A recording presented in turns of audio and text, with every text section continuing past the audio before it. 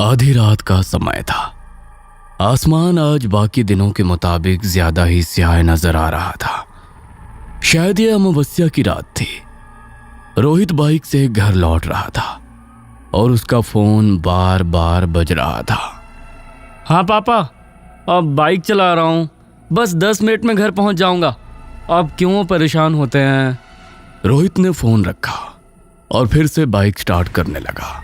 बार बार start करने पर भी ना जाने क्यों उसकी बाइक स्टार्ट ही नहीं हो रही थी। रोहित ने माथे से पसीना पोंछा और महसूस किया सड़क आज रोज से कुछ ज्यादा ही सुनसान थी। शिट यार, इसे भी अभी बंद होना था। इतनी रात को तो कोई मैकेनिक भी नहीं मिलेगा।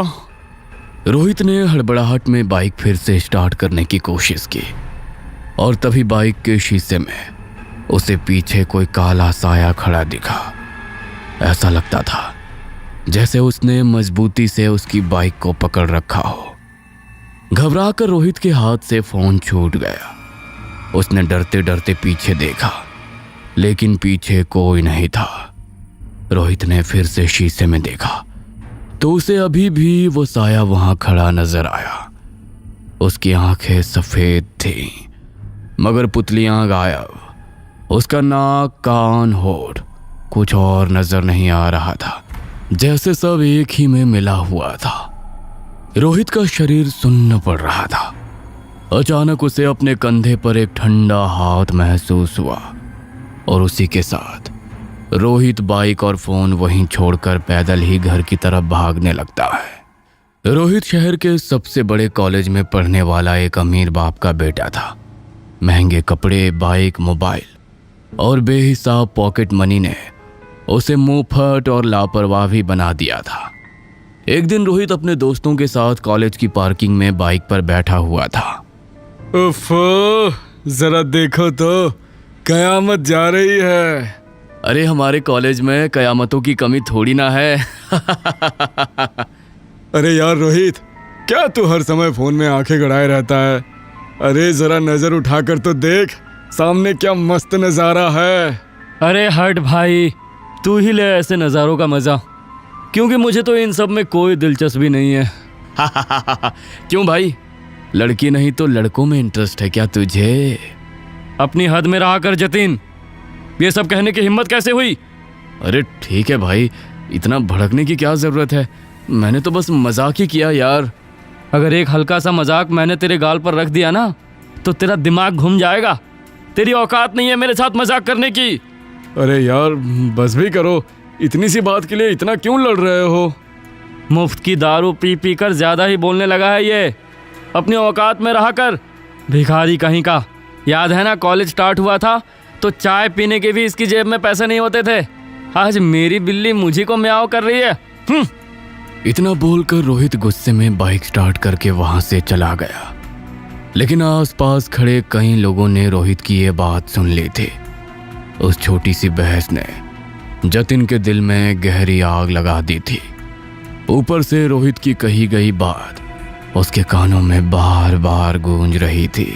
अरे छोड़ ना भाई, ये सब तो दोस्तों में चलता ही रहता है। चल तुझे ठंडी बियर पिलाता हूँ, फिर तेरा दिमाग एकदम शांत हो जाएगा। बाहर में जाओ तुम और तुम्हारी बियर। शाम को जतिन अपने कमरे में अकेला बैठा था। उसके सामने टेबल पर रोहित और सूरज के साथ खिंचवाई गई उनकी पुरानी फोटो रखी थी। वो फोटो को लगातार घूर रहा था। अचानक गुस्से में वो फोटो फ्रेम को धक्का मारकर जमीन पर गिरा देता है। तभी उसके फोन पर एक अनजान नंबर से मैसेज आता है। क्या किसी से बदला लेना है? अगर हाँ तो सोचो मत, उसका नाम और फोटो भेजो और देखो काले जादू का अविश्वसनीय चमत्कार। मैसेज पढ़ते ही जतिन चौंक गया। ये क्या है? अब आजकल के लोग कुछ भी स्कैम करते हैं, पागल गवार कहीं के। जतिन ने फोन एक किनारे फेंक दिया और सो गया। लेकिन उस रात उसे ठीक से नींद नहीं आई। अगले दिन फिर से उसकी आंख फोन बजने से ही खुलती है। आधी नींद में वो फोन देखता है। ये क्या है? शिट! किसी ने जतिन और रोहित की लड़ाई का वीडियो बना लिया था और उसे फेसबुक पर अपलोड भी कर दिया था। जो वाकया अभी तक बस 2-4 लोगों ने ही देखा था, वो अब सब देखने वाले थे। शर्म और गुस्से से जतिन अपना फोन जोर से पटक देता है। कुछ देर गुस्से में आंसू बहाने के बाद जतिन फिर से फोन उठाता है और मैसेज को दोबारा पढ़ता है। 100% समाधान। कुछ देर तक जतिन सोचता रहा, फिर उसने गुस्से में रोहित की वही फोटो उस नंबर पर भेज दी जो उसके सामने रखी हुई थी। देखते हैं आखिर ये सब सच भी है या सिर्फ धोखा। कुछ ही सेकंड बाद रिप्लाई आया कि काम हो जाएगा, लेकिन जब असर दिखे तो पीछे मत हटना। मैसेज पढ़ते ही जतिन के चेहरे पर एक हल्की सी डरावनी मुस्कान आ गई। 2 दिनों तक रोहित कॉलेज नहीं आया। एक दिन जब आया तो यार रोहित, कहाँ है तू आजकल?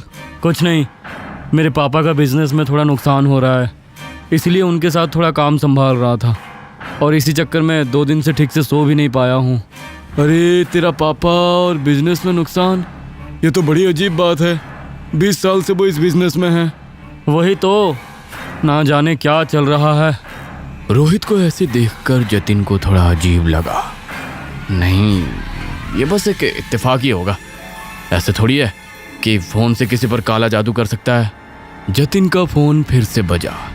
इस बार सिर्फ मैसेज नहीं था, बल्कि एक वीडियो क्लिप भी थी। वीडियो में रोहित अपने कमरे में अकेला बैठा था और बड़बड़ाते हुए बार बार अपने सर के बाल तोड़कर जमीन पर फेंक रहा था।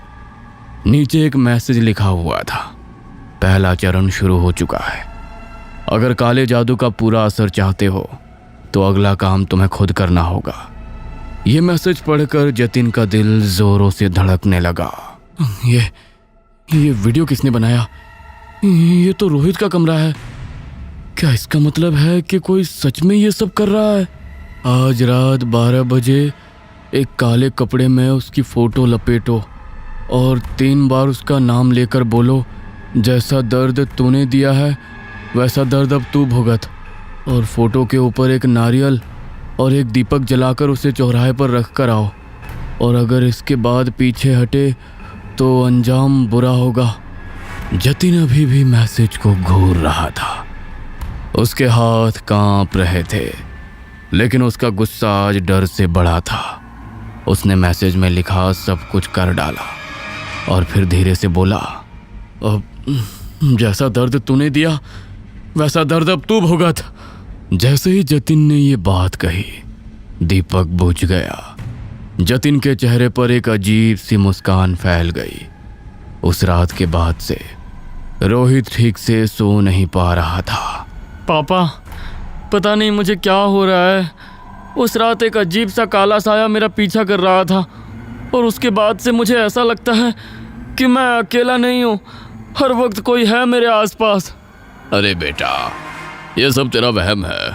सच सच बता, आजकल तू ज्यादा नशे तो नहीं कर रहा है ना? ओफो पापा, आपसे तो बात करना ही बेकार है।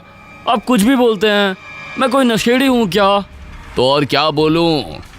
एक तरफ यहाँ बिजनेस डूबता जा रहा है और दूसरी तरफ तू ऐसी बेफिजूल की बातें लेकर बैठा है। हद होती है ना समझी की। किशोर रोहित की बात को टाल देता है, लेकिन ये वहम नहीं था। हर रात उसे लगता कोई उसके बिस्तर के नीचे बैठा है, लेकिन नीचे झांकने पर कोई नजर नहीं आता था। आईने में उसे अपने पीछे एक काला साया नजर आता। बाइक चलाता तो महसूस होता कि कोई उसके पीछे बैठा हुआ है। हर पल 2 आंखें खुद का पीछा करती महसूस होती। और एक रात जब वो सोया हुआ था कि तभी कोई डरावनी आवाज में उसका नाम पुकारता है, रोहित। कौन है? पापा, क्या आप हैं? रोहित देखता है कि अंधेरे में दरवाजे पर कोई खड़ा है। क्या है बिरजू, ऐसे खड़े क्यों हो? छोटे साहब, बड़े साहब आपको छत पर बुला रहे हैं। क्या? इतनी रात को छत पर? क्यों, क्या हुआ? पता नहीं, आप चलकर देख लीजिए। रोहित को कुछ अजीब लगा। आज बिरजू की आवाज कुछ अलग थी। वो काफी भारी और खींची हुई थी, जैसे कि गले से नहीं बल्कि गहराई से निकल रही हो। बिरजू आगे आगे चल रहा था। रोहित भी धीरे धीरे उसके पीछे सीढ़ियां चढ़ने लगा। हर कदम बढ़ाने पर उसे लग रहा था जैसे उसके पीछे कोई और भी चल रहा हो। छत का दरवाजा आधा खुला हुआ था और आज हवा रोज से ज्यादा ही तेज चल रही थी। बादल चांद को ढक रहे थे, इसलिए अंधेरा घना था। छत पर पहुंचते ही रोहित ने चारों तरफ देखा, लेकिन किशोर कहीं नजर नहीं आया। सामने बस एक मोमबत्ती जल रही थी। बिरजू, यहाँ तो कोई भी नहीं है। तू मुझे यहाँ क्यों लेकर आया है? पीछे से दरवाजा धड़ाम से बंद हो गया और रोहित घबरा कर पलटा। वहां कोई नहीं था और सामने खड़ा बिरजू भी अपनी जगह से गायब था। अगले ही पल रोहित को दरवाजे के पास वही काला साया खड़ा नजर आता है और इस बार वो एकदम साफ नजर आ रहा था। साया लंबा और उसके कंधे झुके हुए थे। उसकी आंखें सफेद थीं और पुतलियां गायब थी। मेरा दर्द अब समझ में आया। अब तो भुगत। अंतिम चरण शुरू। अब उसकी आत्मा कमजोर है। बस एक शब्द और लिखो, समाप्त, और खेल खत्म करो। मैसेज पढ़कर जतिन के हाथ कांप रहे थे। उसने खिड़की से बाहर देखा और उसे अचानक लगा कोई उसकी खिड़की के बाहर खड़ा उस पर नजर रख रहा है। डर की लहर उसके भीतर दौड़ गई। आज पहली बार जतिन को वो खौफ महसूस हुआ जो उसने रोहित के लिए बिछाया था। उसकी आंखों के सामने रोहित का डरता हुआ चेहरा घूम गया। उसे आज पहली बार पछतावा हुआ। नहीं, मैं ये नहीं कर सकता। अब ये बहुत ज्यादा हो रहा है। मैंने बहुत बड़ी गलती कर दी। इसे रोकना होगा। रोहित दोस्त है मेरा। जतिन कुछ सोच पाता उसके पहले ही स्क्रीन पर लाइव वीडियो खुल गया जिसमें छत पर खड़ा रोहित दिख रहा था। उसके ठीक पीछे वो काला साया था। उसकी डरावनी हंसी देखकर डर के मारे जतिन का खून सूख गया। रोहित के भरी ठंडी में भी पसीने छूट रहे थे। साये ने डरावनी आवाज में गुनगुनाना शुरू किया, खेल खत्म, खेल खत्म, खेल खत्म। नहीं, रोहित पीछे हट। लेकिन तभी जतिन की खिड़की से बाहर झांक रहा साया भी अंदर आ गया और उसने जतिन की गर्दन पकड़कर आंखों में आंखें डालकर कहा था ना, पीछे मत हटना। अब या तो वो या फिर तू। साया एक आत्मा लेकर ही जाएगा। जतिन बेबस हो गया। उसकी आंखों से पानी की तरह आंसू बहने लगे। बस छत पर खड़ा साया तेजी से रोहित की तरफ भागा और डर के मारे रोहित ने छत से ही छलांग लगा दी। उसकी फौरन मौत हो गई। किशोर और घर के नौकर भागे भागे गए। उसके शरीर से खून की धार बह रही थी और ये सब जतिन ने अपनी आंखों से देखा। सब खत्म। अगले दिन से ही जतिन सदमे में चला गया था। वो बोलता कम और घूरता ज्यादा था। उसकी आंखों के नीचे काले घेरे पड़ गए थे। रोहित की मौत को तो पुलिस ने सुसाइड माना और केस वहीं क्लोज हो गया।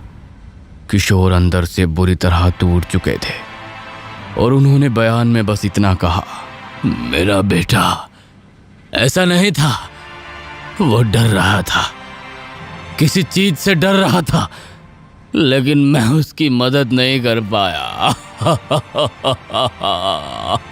कमरे में भयानक अंधेरा था। जतिन बिस्तर पर बैठा हुआ था और उसका फोन बंद था। सामने रखी मोमबत्ती बुझी हुई थी और अचानक जतिन का फोन अपने आप ऑन हो गया। स्क्रीन पर वही नंबर था। जतिन की आंखें बड़ी हो गईं। सौदा पूरा हुआ। जतिन के हाथ सुन्न पड़ गए। फिर दूसरा मैसेज आया, अब अगला नाम भेजो। ये देखकर जतिन का गला सूख गया। नहीं, मैंने तो सिर्फ एक बार, बस एक बार किया था, अब दोबारा नहीं। तभी कमरे की लाइट झपकने लगी और पीछे से वही आवाज आई, या तो वो या फिर तो। जतिन की जैसे सांसें ही अटक गईं।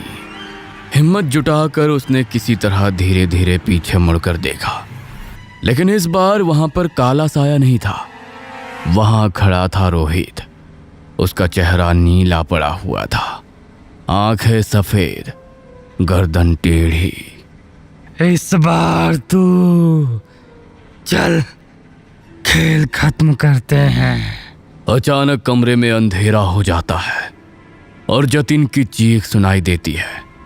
कुछ देर बाद जतिन खून से लथपथ जमीन पर पड़ा था और ये खूनी खेल खत्म हो गया था।